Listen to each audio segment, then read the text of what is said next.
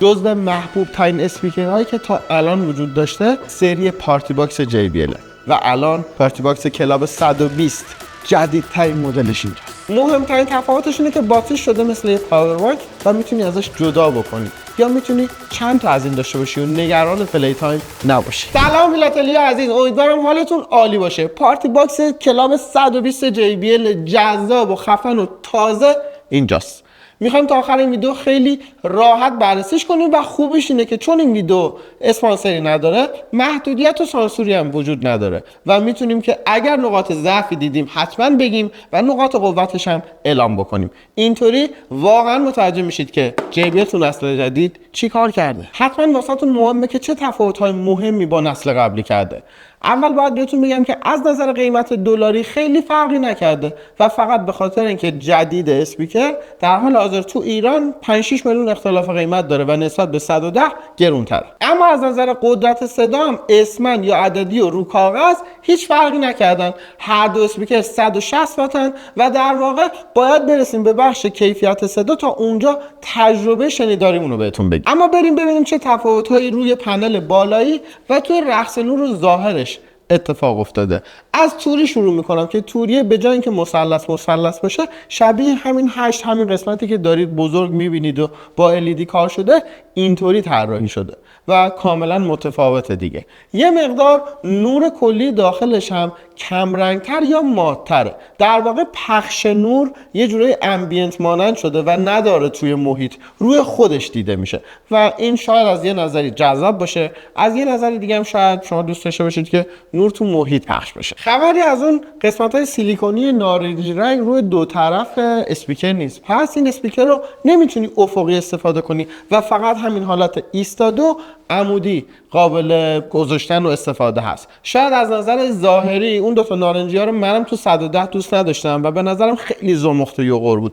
اما از نظر کاربردی خیلی جاها میشد که اسپیکر آدم افقی بذاره و نخواد استفاده ایستاده ازش بکنه و به نظر من این ظاهرش بهتر شده اما کاربردش مطمئنا کمتر شده. اما میرسیم به نورپردازی که به سبک پارتی باکس آلتیمیت جذابتر و با زبان امروزی تری طراحی شده. اگه ویدیو پارتی باکس آلتیمیت رو ندیدید همین الان برید این ویدیو رو ببینید که ویدیو جذابیه و یه غول بیشاخ و دوم JBL ما توش بررسی کردیم.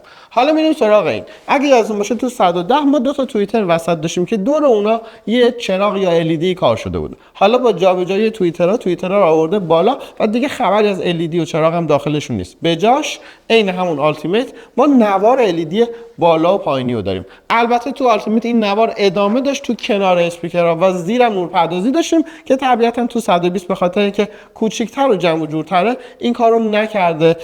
رقص نور زیری رو که نمیخواسته بذاره چون این اسپیکر رومیزی معمولا استفاده میشه، اما این به نظرم نوار LED 2 رو میتونست که ادامه بده و جذاب‌تر بکنه اسپیکر رو تا از سمت چپ و راست هم حتی تو محیط تاریک یه جذابیتی داشته باشه از نظر نورپردازی. پارتی باکس 110 برای فلش زدن دو تا قسمت کوچیک بالا پایین داشت که الان حذف شده، اما یه سری دونه‌ها ما اینجا داریم که تعدادشون بیشتره و خیلی جذاب‌تر میتونن کار فلش زدن رو انجام بدن.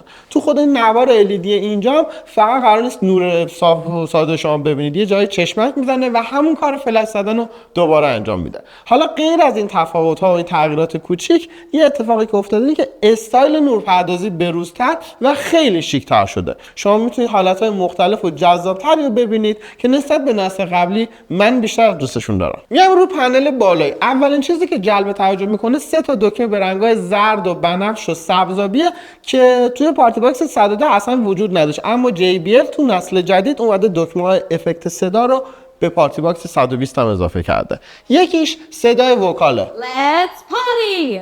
افکت هایی که جذاب میکنه مهمونی شما رو. یکی دیگهش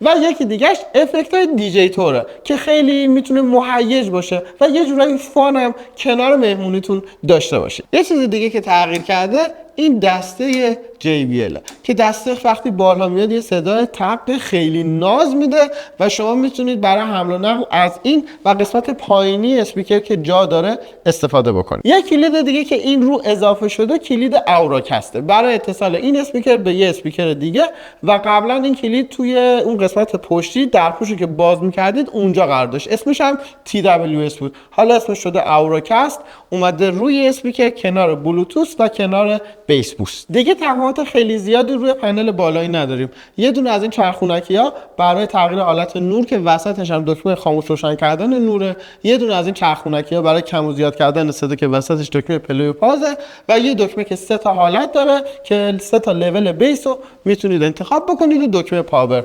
نوار شارژ هم به سبک همون حالت قبلی شبیه یه گیج LED ماننده که مقدار شارژ دستگاه رو نشون میده. بریم پشت اسپیکر درپوش رو باز کنیم ببینیم اینجا چه چیزایی تفاوت کرده. خب گفتم دکمه TWS که دیگه وجود نداره، یه دکمه اضافه شده که توی پورت دوم میتونیم بین میکروفون و گیتار تغییر حالت داشته باشید و اینطوری میتونید از 2 تا میکروفون همزمان استفاده کنید. یه پورت USB داره که هم به عنوان پلی بک یا پلی کردن موزیک میتونید ازش استفاده کنید، هم به عنوان یه پاور بانک و پورتی که شارژ خروجی داره و میتونه گوشی و تبلت شما رو شارژ کنه. یه پورت AUX مجزا داریم که تو 110 باز اینم وجود نداشت. یه دونه AUX این بود، یه دونه AUX out برای اتصال چند تا اسپیکر سیمی به هم دیگه. این پورت رو جداگونه گذاشته، AUX اینم جدا گذاشته. برای اتصال مثلا گوشیت به اسپیکر میتونی AUX رو بزنی، بعد همزمان میتونی این اسپیکر سیمی به چند تا اسپیکر دیگه هم وصل کنی. اینطوری کاربردش رو بیشتر کرد. 2 تا پیچ گین هم وجود داره که میتونید ازش استفاده کنید برای تنظیمات بهتر. حالا دیگه درپوش رو میبندیم، یه کوچولو میایم پایین‌تر پشت اسپیکر میرسیم به این باکسی که یه نوار نارنجی رنگ هم دورش داره. شاسی رو که فشار بدید پایین در همینطوری قلفتی میفته پایین. بند نارنجی رو میکشید و میبینید که برای اولین بار طراحی به این صورت شد که شما میتونید باتری رو جدا بکنید و اسپیکر اینطوری خاموش بشه. این کار هوشمندانه JBL 3 تا اتفاق رو رقم میزنه. اولیش این که وقتی تو خونه داری استفاده میکنی کلا میتونی باتری رو از مدار خارج بکنی، اینطوری عمر باتری بیشتر میشه. دومیش اینه که اگر خواستی جایی بری که خیلی مدت طولانی برق نداری میتونی از این باتری‌ها یه دونه یا 2 تا یا هر چند تا که دوست داری اضافه خرید کنی و اینا رو به عنوان یه باتری اضافه با خودت ببری و اصلا نگران اون عدد 12 ساعت پلی تایم نباشی. سومین چیز باحالی که اتفاق میفته اینه که بعد چند سال اگر باتریت خراب شد اصلا نیازی نیست اسپیکر رو بفرستی برای تعمیرکار، بازشه، هزینه اضافی دستمزد رو پرداخت بکنی و باتری رو عوض کنی و حتی ندونی چه باتری داخل اسپیکرت انداختن. خیلی راحت میتونی این باتری رو جداگونه بخری و خودت دوباره ازش استفاده کنی و این 3 تا کار واقعا به واسطه یه کار ساده تعویض باتری یا باتری جدا شونده اتفاق افتاده. این کار ساده است ولی توی هیچ اسپیکری با این ابعاد ما تا حالا نداشتیم و این مهمترین مزیت سری جدید پارتی باکس های JBL. میایم پایین‌تر این درپوش رو باز کنید ببینید که پورتیه که میتونید کابل پاور اسپیکر رو بهش متصل کنید و زیر اسپیکر هم باز اون قسمت پایه یا تریپاد وجود داره. این اسپیکر حدوداً 11 کیلوگرمه و فقط 200 گرم از نسل قبلیش سنگین‌تر شده. ارتفاعش 1 سانت بیشتر شده اما ضخامت و این وجه عرضش تقریباً یک کوچولو کم شده. با اینکه ارتفاعش بیشتره ولی به نظرم اسپیکر کامپکت‌تر یا جمع و جورتره، به خاطر اینکه خب لوگو بزرگتره، رنگ بندیش متفاوته و همون قسمت رقص نورش هم متفاوت شده و اون نوارای سیلیکونی نارنجی رنگ هم 2 طرفش نیست. این حس رو توتون ایجاد میکنه که نسبت به 110 کمی جمع‌تره ولی در واقع اینطوری نیست. متریال ساخت و جنس پلاستیکی که توش استفاده شده خیلی تفاوتی با نسل قبلی نداره و بازم از یه پلاستیک فشرده محکم اومده JBL استفاده کرده توی همه قسمت‌های اسپیکر که به نظرم تو طراحی‌های حتی چپ و راست و حالا هر جایی که دقت می‌کنیدم به طراحی ظاهری دقت کرده و اینو شما میتونید از هر جهتی که اسپیکر رو نگاه می‌کنید حس کنید. اما می‌خوام راجع به چیدمان درایورها و همینطور کیفیت صدا صحبت کنیم. دو تا توییتر از قسمت وسطی اومده بالا. غیر از این تفاوتی توی چیدمان درایورها نداریم. قطر توییتر 2.25 و قطر ووفر 5.25. از هر کدوم دو تا وجود داره. ببینید که دو تا ووفر با این اندازه چه بیسی رو میتونن براتون تولید کنن. کیفیت و جزئیات صدا خیلی شنیدنیه و واقعا احساس خوبی دارید از شنیدن موزیک با پارتی باکس. اینطوریه که شما هر چی ولوم رو میبرید بالا هیچ دیستورشنی اتفاق نمیفته. جزئیات صدا داخل همدیگه نمیره و احساس نمیکنید که این اسپیکر رو نباید با ولوم صدای زیاد گوش کنید. برعکس دوست دارید ولوم بدید چون میتونید با کیفیت عالی با ولوم بالا به موزیکا گوش بدید. تقریبا ولوم این اسپیکر برای فضای 130-40 متری کافیه. حتی میتونید باهاش مهمونی و دور همی هم تو همچین فضایی برگزار بکنید، ولی اگه دوست داشته باشید که تعداد نفرات مهمونی 30-40 نفر باشه و صدا به صدا نرسه، اون موقع است که دیگه پارتی باکس 120 شاید کم بیاره و نیاز داشته باشید که مدل‌های بزرگترش رو بردارید. اما یه مقایسه هم با پارتی باکس 110 بکنیم چون راجع به اونم حتما میشنوید که کیفیت صدای خوبی داره، دیستورشن تو ولوم بالا نداره و جزئیات صدا رو خوب پخش میکنه. پس تفاوت این دوتا اسپیکر توی چیه؟ با چندین بار تست‌های مختلفی که ما انجام دادیم باید بهتون بگم که از نظر ولوم همونطوری که وات خروجشون یکسانه، بلندی صداشون هم کاملا یکسانه و تفاوتی ندارن. اما یه چیزی توی پارتی باکس 120 کمی متفاوت شده و اونم جزئیات صدای وکاله. صدای وکال کمی قوی‌تر، رساتر و انگار نزدیکتر به گوش شما میرسه، در حالی که تو پارتی باکس 110 صدای وکال یک کمی با ولوم کمتر یا قدرت کمتر داره پخش میشه. اینو وقتی که با یک آهنگ و یک ثانیه از آهنگ رو در واقع چندین بار جابجا بکنید فقط میتونید متوجه بشید و اینطوری من به این نتیجه رسیدم که صدای 120 یک کوچولو بهتر شده، یک کوچولو صداش پرتر هم شده، یعنی جزئیات صدا کمی واضح‌تر شنیده میشه و این به نظرم خیلی تفاوت کوچیکیه، اما بازم جای شکرش باقیه که JBL روی درایورها کار کرد. ممکنه این بهتر شدن صدا ربط داشته باشه به استفاده JBL از هوش مصنوعی. JBL اومده تو پارتی باکس کلاب 120 از هوش مصنوعی استفاده کرده تا تو ولوم بالا دیستورشن رو کمتر بکنه، جزئیات صدا رو بهتر بکنه و در کل صدای بهتری رو بتونه پخش بکنه. قبل از اینکه بریم یه نگاهی به اپلیکیشن JBL پارتی باکس بندازیم، بهتره ببینیم که دیگه چه شباهت‌هایی با پارتی باکس 110 داره. هر دو اسپیکر 12 ساعت پلی تایمشونه. این باتری کوچیکی که ظرفیتش توی این اسپیکر 4277 میلی آمپر بود میتونه 12 ساعت این اسپیکر روشن نگه داره که واسه من عجیبه با این ابعاد کوچیک. باید بهتون بگم که یه ویژگی فست شارژ خیلی جذابم داره.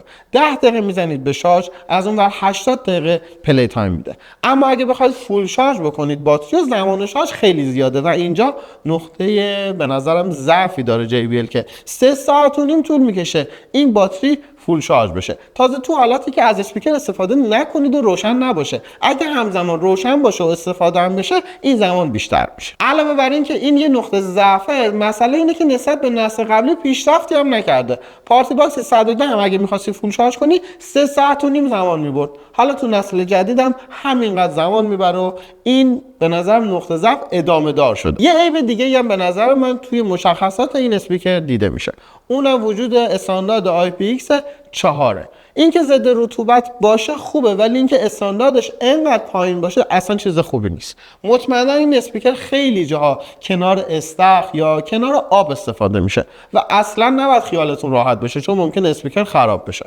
فقط در حد پاچش خیلی کم آب مقاومت داره و بازم اتفاقی که مهمه اینه که تو نسل قبلی هم همین استاندارد رو داشتیم، میتونست اینو تو نسل جدید کمی بالاتر ببره، مثلا IPX 5 یا IPX 6 رو قرار بده روی این اسپیکر تا با خیال راحت تر همه جا ازش استفاده کنیم. اپلیکیشن پارتی باکستون اگر مدل کلاب 120 رو نداشت یا دیدید کانکت نمیشه، آپدیتش بکنید، بعد اون وقت وصل میشه به اسپیکر. به محض اینکه وصل شید وقتی واردش میشید میبینید که قسمت بالایی حالا که به 120 متصلید شبیه آلتیمیت یه گزینه افکت لب داره، میرید داخلش و 2 تا صفحه داره. 2 تا صفحه که یکیش برای دیجی کردن موقع آهنگ پلی کردن استفاده میشه، یکی فقط برای افکتاییه که میتونید اینطوری از تو اپلیکیشن بدید. تو قسمت لایت شو شما میتونید نورپردازی اسپیکر رو کاملا جوری که دوست دارید تنظیم کنید. رنگش رو میتونید انتخاب کنید، تمش رو میتونید انتخاب کنید.